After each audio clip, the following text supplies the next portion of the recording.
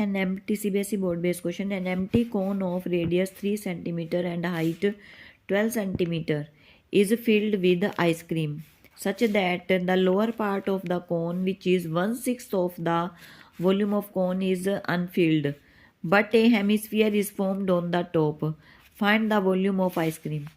अब देखो volume of कौन क्या होता है 1/3πr²h।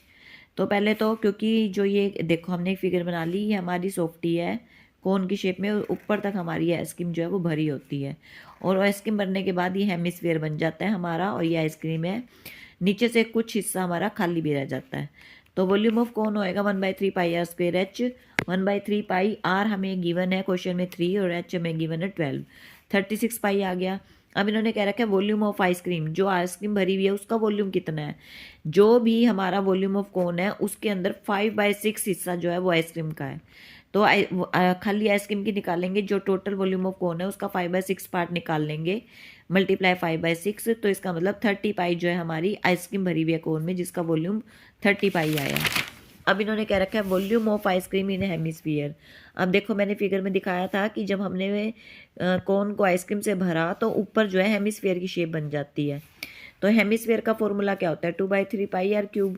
2/3π मल्टीप्लाई आर है हमारा 3, 2/3 मल्टीप्लाई पाई मल्टीप्लाई 3, 3 से 3 कैंसिल, 2 3 ज़ा 6, 6 3 ज़ा 18 पाई सेंटीमीटर क्यूब। अब टोटल वॉल्यूम ऑफ केवल आइसक्रीम का पूछा है। 30 पाई तो हमारा 5/6 का हिस्सा आया था जो वो खाली आइसक्रीम का, और 18 पाई जो हेमिस्फीयर में आइसक्रीम भरी थी। तो 30 pi plus 18 pi is equal to 48 pi centimetre cube. अब देखो एक बार फिगर में दोबारा दिखाती हूँ।